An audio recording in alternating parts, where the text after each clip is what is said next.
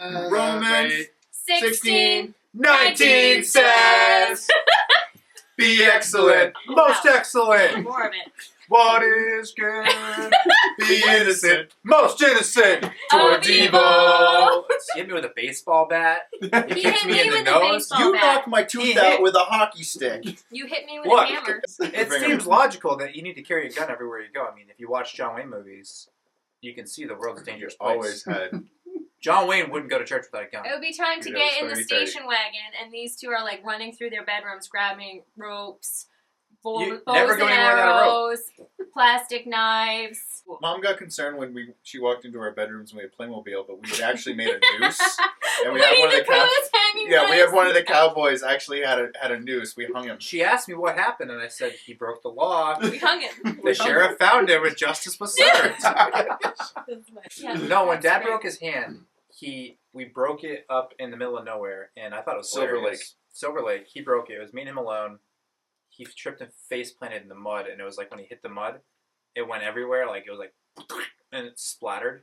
The next weekend was Mike and Heidi's wedding, and he was high as a freaking kite on OxyContin because He just had surgery on it. so he had He surgery. He had surgery that day or something like that. And he And was- then it was better, and then he was ready to doing do the something wedding. in the basement, And he and whacked it smelled on Oh, it. yes. So we called the doctor, and he was like, "I felt the pins move," and the doctor was like, "That's impossible." And he was like, Yeah. "Well, I felt them shift." He said, "Go I'm ahead, in a lot take of pain. another pill. It's like Take a second one." take the oxy until it goes away. Well, then next thing you know, Mike and Heidi are queued up to get married, and Dad He's can't laid even in the blue recliner. laughing at the ceiling fan. That. He's like, "Look at this ceiling fan! It's Yep. so funny." And Mom was like, "Good Are you going to be able Lord." to do this wedding, Jeffrey Allen? He's like, I am. So we like suited him up, and we brought him over to the wedding in the new sanctuary. And He got through it. no, he didn't do the wedding. He sat Darren in did the it. back, Oh, and that's Uncle right. Darren Uncle did the Darren wedding. did Yeah, we kept him under wraps. But he was sitting behind me, and he was just chuckling. Laughing. He was laughing to himself for the whole ceremony about the stupidest stuff. And it's because he was freaking half baked. I mean, he was. He wanted to get a picture of the stupid black bear, so he ended up running out of the house in his bathrobe with In underwear. nothing but underwear on underneath it, and sprinting down the field towards the pond to try With and his get camera. up with a camera, just running with his. And he didn't realize that the whole way down, his bathrobe had come open. And he was basically just running along the side of the highway in nothing but his underwear and a camera with no shoes on to take a picture of a black bear. Local pastor. Local arrested. pastor for Indecent indecent exposure. Decides to streak for nature. Go I don't know team. if there's many people that have rocked a mustache with as much confidence as my dad, and Besides, the few that come to mind would be like Tom Tom Selleck, Tom Selleck. It's pretty much it. Sam Elliott. No big deal. It was the mustache. That's why the church grew. His dad would grow the church. So it wouldn't be a lot of income once in a while. So, Dad, I would see him like work second jobs and third jobs and make enough income to actually, buy us shoes sometimes or something like that. He'd be like, "Oh, what size shoes do you need?" "Well, I need a new pair of shoes." "Yeah, that would be nice since my feet I'm wearing a size 7 and I'm actually a size 9 or something like that at that point. And No, I remember very specifically him doing that, like Yep. my whole childhood. Yeah. And then, but we never went to like Disney World or did anything like that, but would have family vacations and we would go to Sebec Lake or Chimney Pond. Yep. And we never went without. No, I don't ever remember a day like never not having And never food worried on, about it either. never worried about having food on the table or any of that kind of stuff. He always made sure that all ends were met. I look forward to it for him. Yeah. I really do. It's been a long time, and people don't know how tiring you get sometimes. He goes and he does these mission trips and these travels, and then he gets back and prepares a sermon and then says the sermon, and then on Sunday afternoon he's asleep for 2 or 3 hours because he's just exhausted. So Yeah, I mean, people don't see, because people are here for like 2 hours on a Sunday, but people don't see the amount of work he has put into this place. I mean, you can just look at the pictures out there. Like, he built half this church with his own 2 hands.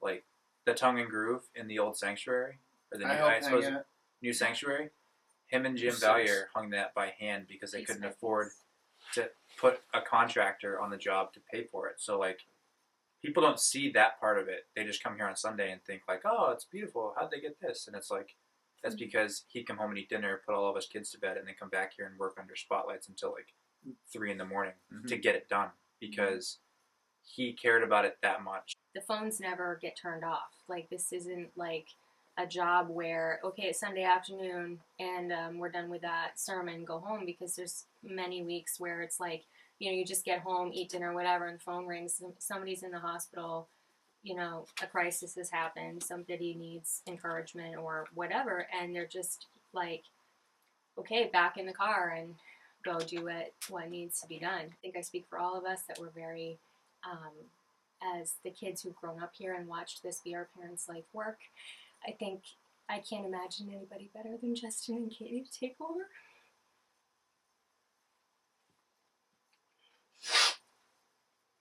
So, happy about that too, to be able to watch this transition happen and really be so excited to stay here and to get to continue to go to this church and be part of that too. Well, thinking of the transition, I remember we used to have a garden out here by our house, and that garden was very easy to work. It had no rocks in it. It was like we never even had to water it.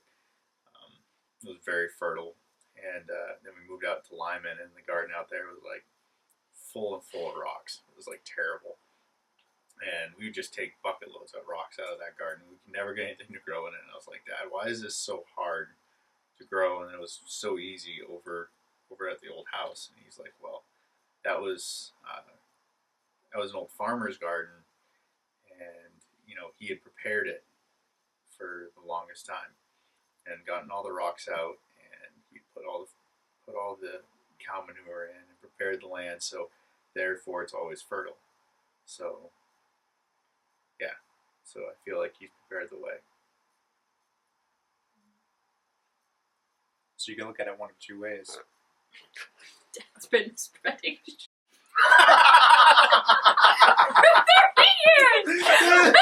Justin, you're either getting fertile ground or you're getting a pile of